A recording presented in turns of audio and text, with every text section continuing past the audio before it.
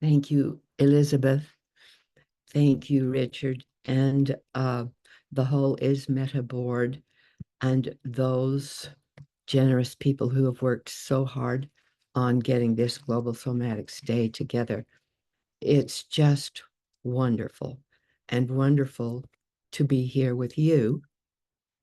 It's also wonderful to learn more about Bonnie Bainbridge Cohen, about Eleanor Criswell, and about Paul Linden. I have so much in common with them, and I owe a lot to Japan and India as they do. I wondered whether I should bring some of my poetry from Japan and India today, whether it would fit in or not. Now, look, it kind of does. You have to trust serendipity, I think. My program is Eastwest Somatics, and I'll just describe a bit about it. I was going to show the homepage, but I'll just tell you where to find it.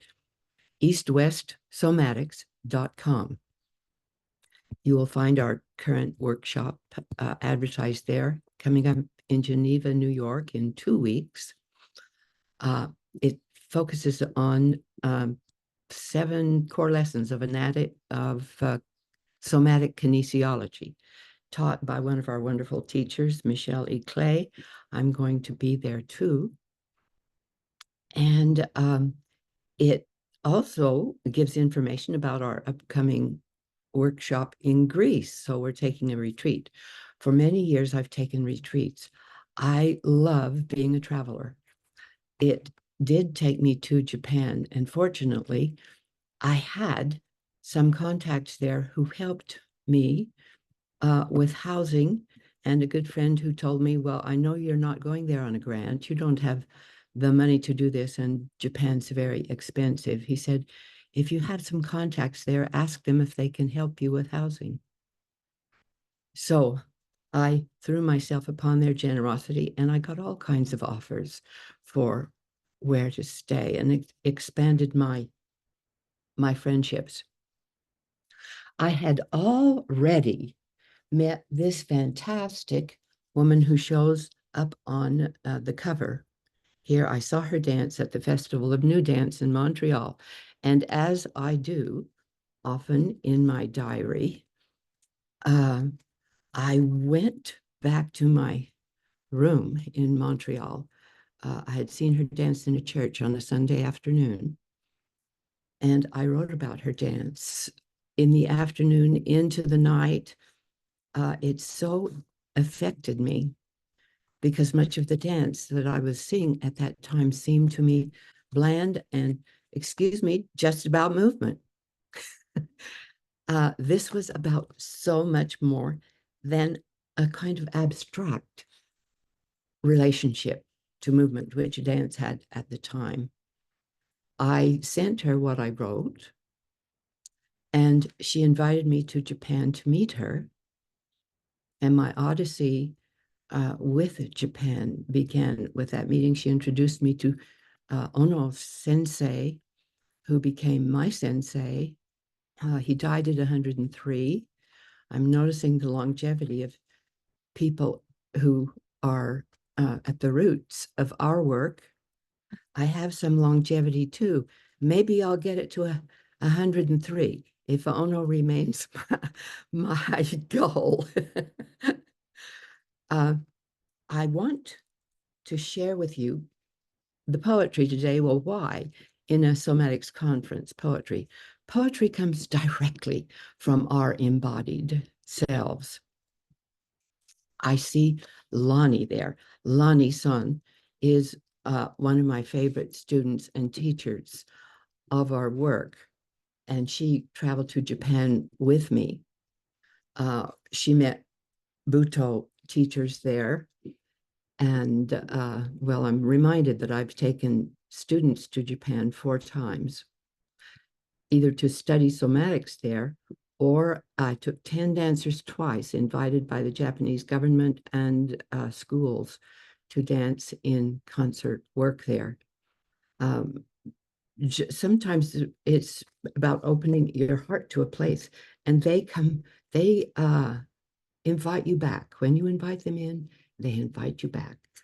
This comes from my book that grew out of my travels. I call them travels. They weren't tourist travels. They were ethnographic.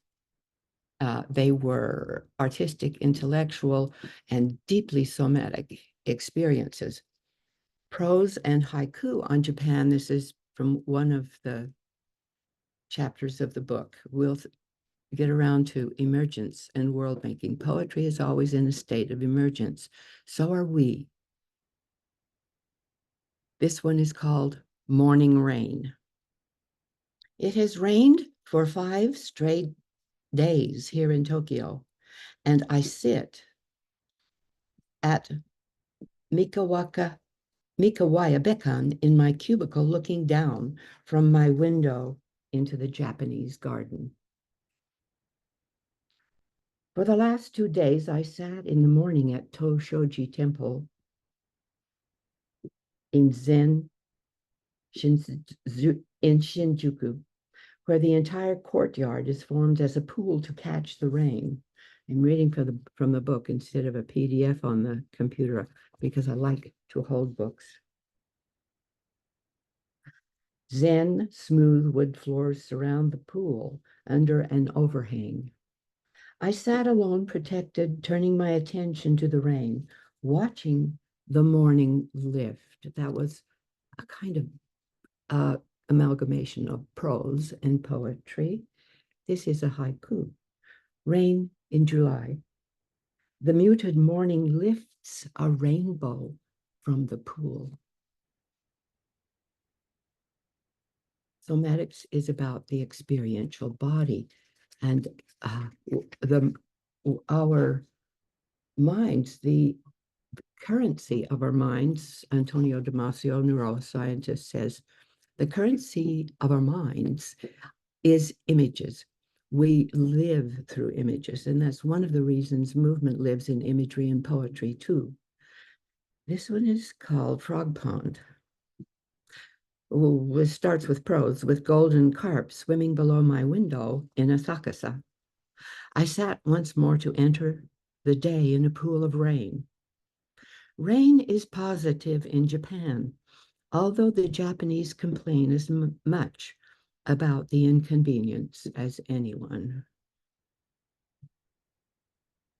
There is romance in rain. The slow, deep rhythms of the senses move. Not much to say, even to oneself, when this happens. Thoughts ride the rhythm, witnessing the pond as streaming its sounds in play. Stray, they polish the mind and pass as quickly as the mirrored world reflects the pool. There is a frog in this pond, green with moss. Plop in Asakasa, a big stone frog. I'll leave this book behind and shift to India. I had a letter from India, which I incorporated in this book, on Butoh. Lonnie-san is in this book, by the way. Thank you, Lonnie. And my other student, Robert, many Butoh dancers whom I know and love. And I do have a section here that comes from my travels in India because I don't want to forget the confluence of India and Japan for me and how they come together, how they separate. This is from a section in the book because Butoh does go into the darkness the way Jungian psychology does in order to find illumination. This is called the crematorium in Baroda. I was in India to choreograph with My colleague there, Parul Shah, she was using Bharatanatyam and I was to use modern dance. I suggested that we use a translation of women poets of India as our background material for the dance. So the recording studio, when we went to read the poetry, she in 5 Indian languages and I in English. The recording studio was right next to the crematorium. We spent the full day there recording. Yes, this is me emerging from the crematorium. After that full day, sorry, not coming out of the crematorium, coming next to it. Yes, I am here in a dusty face with glowing eyes. I see the fish in front of the shack next to the crematorium, looking fresh and shiny as they wait near the fire out in the open, ready to cook. Here I grasp the ethics of otherness. I understand that I am not saved alone. I can imagine nothing more fundamental. Baroda, where I lived in India, a small town of 5 million, they call it, is a town that has both Indian and Muslim populations. And this is my poem on wandering in Baroda. Guru on a Kota road. How easy in the flesh the horned cows recline, 7 in a cluster in front of the towel stall next to the chemist on a Kota road. As a jungle of motor vehicles beep and blare their musical jangles through the dusty twilight in the Muslim quarters. 7 small boys in a pack pass by the 7 cows, not giving them room. As I pass shoulders with rickshaws, saris of green and orange with burnt red, more green with magenta, and men in white carrying babies. Slim brown men with shirts over their wraparound cloth skirts, legions of legs, trousers, brown and beige, some muddy, some spotless. Muslims and Hindus mingle, and the dust kicked up by the cars and trucks, scooters, rickshaws, and bicycles covers us all. The goats, the mother pig with her 7 perfectly snouted little ones, to the market and all the way home. I match my pace with recovering ease to the surrounding flow, so constant and unassumingly swerving.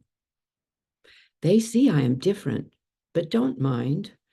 This time they let me disappear into the stores with hanging scarves, the shops full of tires and wood, and the flowers being strung in wreaths for the goddess. Here in Baroda, sidestepping the dung and men pissing against the yellow walls, I am silent. One gets the guru one deserves. As from the haze of yellow air and exhaust fumes, she a lotus, a woman just a shadow against the river of bodies of animals, vehicles, shapes, and gadgets. Now comes close. Her eyes are clear and quiet. They let me be. Her sari is red with white flowers, and she carries a basket of clothes on her head. Without looking, she sees me, moving past the carts of oranges and grapes, beans, peas, and black doll peanuts and chickpeas. Her walk is neither slow nor fast. It floats on the dust.